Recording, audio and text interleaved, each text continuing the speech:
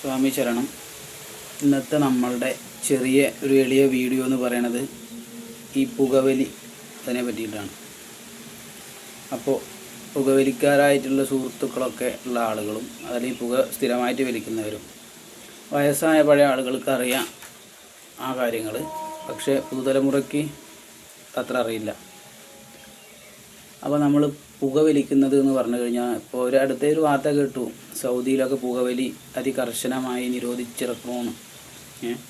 പക്ഷെ എന്നാലും നമ്മളെ കേരളത്തിലാണെങ്കിലും തദ്ദേശീയരാണെങ്കിലും വിദേശത്ത് നിന്ന് ജോലിക്ക് വന്നവരാരാണെങ്കിലും ഇതൊരു ശീലമായി തുടങ്ങും.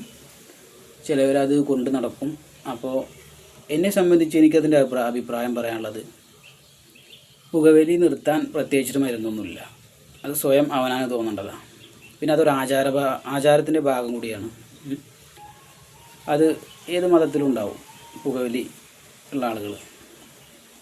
അപ്പോൾ നമ്മൾ ആദ്യം ബീഡി വലിച്ച് പഠിക്കണം. ഒരു ബീഡി വലിക്കുമ്പോൾ അതിനർത്ഥം ഇത് കേൾക്കണവർക്കാണ്.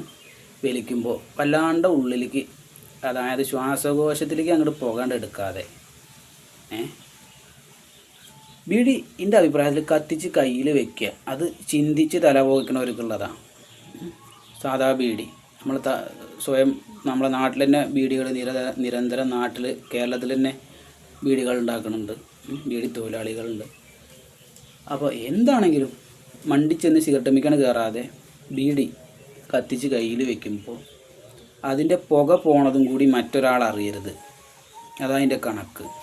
കണ്ണാടി നോക്കിയിട്ടൊന്നും ബീഡി വലിക്കണ്ട. ഞാൻ നന്നായിട്ട് സിഗരറ്റ് വലിച്ചേർന്ന ഒരാളാണ്, ബീഡി. അപ്പോൾ ഞാനത് നിർത്തി. എപ്പോഴേലും നിർബന്ധമില്ല, എപ്പോഴെങ്കിലും വല്ല അത്യാവശ്യ ഘട്ടങ്ങൾ വന്നു കഴിഞ്ഞാൽ ഒന്ന് വാങ്ങും, കത്തിക്കും. കാരണം ഇത് ഓവറായി കഴിഞ്ഞാൽ ആശുപത്രിക്ക് പെട്ടെന്ന് പോകേണ്ടി വരും. അപ്പോൾ ദൈവം നമുക്ക് നന്നാവാനൊരു മാർഗം കാണിച്ച് തരുമ്പോൾ അത് കൊണ്ട് നടക്കണം. പകുതി വഴിക്കിൽ മരണപ്പെട്ടു പോയവർ പലരും ഉണ്ടാവും. പക്ഷേ അതല്ല അതിൻ്റെ അർത്ഥം. നമ്മളെ യുവത്വം നിലനിർത്തണമെന്നുണ്ടെങ്കിൽ സ്ഥിരമായിട്ടൊരു പുക വലിക്കുന്ന ആളുകൾക്ക് ദുർബലരാണെന്ന് വെറുതെ തോന്നുകയാണ്. അത് വലിക്കാൻ നിശ്ചയമുള്ള ആളുകളുണ്ടാവും. കാരണം ചിലവർ അങ്ങനെ പുക ഉള്ളിലേക്കാണ്ടെടുത്ത് വല്ല വിറകും കൊള്ളി പുകയണ മാതിരി, തല പുകയണ മാതിരി എല്ലാ പുകയും പുറത്തേക്കാണ് വിട്ട് നിൽക്കുന്നുണ്ടാവും. അവർക്കും വലിക്കാനറിയാം. കാരണം അത് വായിൽ മാത്രം പുക ഉൾക്കൊണ്ടിട്ട് ഇവിടേക്ക് ഇറക്കാതെ എന്ന് കാട്ടുക. അപ്പോൾ അതൊരിക്കലും നമ്മൾ മറ്റൊരാൾ കാണാൻ വേണ്ടി പുക വലിക്കരുത്. അത് അവനാൻ പുക വലിക്കേണ്ടത് എങ്ങനെയെന്ന് പറഞ്ഞുതരാം. സ്വസ്ഥമായി മറ്റുള്ളവർക്ക് ശല്യമില്ലാതെ ഒറ്റയ്ക്കിരുന്ന് പതിയെ ഇത് വെച്ച് ശ്വാസനിശ്വാസം എടുക്കണതും കൂടി അറിയരുത്. ഞാനൊരു യോഗിയാണ്, ശ്വസന വ്യായാമങ്ങൾ ഏറെ ചെയ്യുന്ന ഒരാളാണ് നിത്യവും.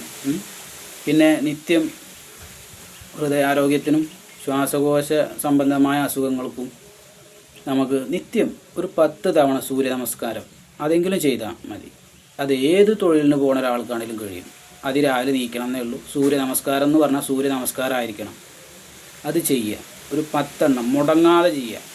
ഓടിച്ചെന്ന് 50, 60, 70, 80 ഒന്നും എത്തരുത്. അപ്പോൾ പരമാവധി ശരീരം നോക്കുക. പിന്നെ ഇപ്പോൾ നമുക്ക് വെളിക്ക് പോകണമെങ്കിൽ, അല്ലെങ്കിൽ പറയല്ലോ വെളിക്ക് പോകുക എന്ന് പറഞ്ഞാൽ ബാത്റൂമിൽ പോവുക, അതല്ലെങ്കിൽ ടോയ്ലറ്റിൽ കക്കൂസിൽ പോവുക. ഇതിനൊക്കെ അപ്പോൾ ഇത് നിർബന്ധമൊന്നുമില്ല. അപ്പോൾ ദൈവം തന്ന ആരോഗ്യം നമ്മൾ പരമാവധി ശ്രദ്ധിക്കുക. പിന്നെ ഇപ്പോൾ പഴയ ആൾക്കാരോട് പറയാനുള്ളത് കായ് കത്തിച്ച് കളയുകയാണ്. അപ്പോൾ സിഗരറ്റ് ആണെങ്കിലും ബീഡി ആണെങ്കിലും ഒരു പാക്കറ്റ് വാങ്ങിയ ഒരു ദിവസം ഒരു മൂന്നെണ്ണം അല്ലെങ്കിൽ ഒരു 2 എണ്ണയിലൊക്കെ അറിഞ്ഞ് വലിക്കുന്നുണ്ടാവും ഉള്ളിലേക്ക് എത്താൻ. പടശവും കാണില്ലേ മുകളിലിരുന്നിട്ട്. അപ്പോൾ ചില ആളുകൾക്ക് അസുഖങ്ങൾ കാരണം ഇപ്പോൾ പെട്ടെന്ന് ഹൃദ്രോഗം വന്നാൽ അത് പുക വലിക്കാൻ പാടില്ല എന്ന് പറഞ്ഞാൽ അവിടെ നിർത്തി. പിന്നെ ഇപ്പോൾ അതുമ്പോൾ തമ്മിൽ കൂടിയിട്ട് അത് ഡോക്ടർമാരുടെ നിർദ്ദേശാനുസരണം അവിടെ നിർത്തി. മദ്യപിക്കാൻ പാടില്ല എന്ന് പറഞ്ഞാൽ അവിടെ നിർത്തി. അപ്പോൾ ഇതൊരു ആചാരപരമായ സംഗതി കൂടിയാണ്. അപ്പോൾ ഒരാളെ അതിനെ പ്രഷർ ചെയ്ത് നിർബന്ധിക്കരുത് ഒരാളിനെ. അപ്പോൾ ഈ വീഡിയോ ഒന്ന് മനസ്സിലായെന്ന് കരുതണം. പബ്ലിക്കിന് ബുദ്ധിമുട്ടില്ലാതെ എവിടെയെങ്കിലും ഒഴിഞ്ഞിരുന്ന് നമ്മൾ പതുക്കെ വലിക്കുമ്പോൾ പുക പോണത് കൂടി അറിയരുത്. അങ്ങനെയാണ് ഇത് വലിച്ച് പഠിക്കുക. ഞാൻ ഒരാളെയും പുകവലിയും മദ്യപാനവും മയക്കമരുന്നും ഒക്കെ ആരോഗ്യത്തിന് ഹാനികരമാണ്, അതൊക്കെ അനാരോഗ്യകരമാണ്. പിന്നെ എല്ലാ മേഖലയിലുള്ള ആളുകളും ഈ തൊഴിലാളികളാണ് ഇത് അധികം ഉപയോഗിക്കുക. അറിയാലോ, കെട്ടിട നിർമ്മാണ തൊഴിലാളികൾ, അങ്ങനെ ഓരോ ഒരു മുതലാളിയുടെ കീഴിൽ ജോലി ചെയ്യുന്ന ആളുകളാണ് ഈ വലി സേവകർ. ജഡങ്കാര വലി സ്നേഹിത എന്ന് പറഞ്ഞില്ലേ. അപ്പോൾ നമ്മളത് പകർന്നു തരണു, ഇതിൻ്റെ ഒരു അറിവ് പകർന്നു തരണമെന്നേ ഉള്ളൂ. പരമാവധി ഒരു ദിവസം ഒരു 2-3 വീഡിയോ ഒക്കെ വലിക്കുക. പിന്നെ ബാക്കി വെറുതെ കത്തിച്ച് കയ്യിൽ വെക്കുക. അത് വലിക്കേണ്ട ആവശ്യമില്ല. അത് വെറുതെ ഒരു കൂട്ടാളിയായിട്ട് കൊണ്ട് നടക്കുക, അത്ര മാത്രം.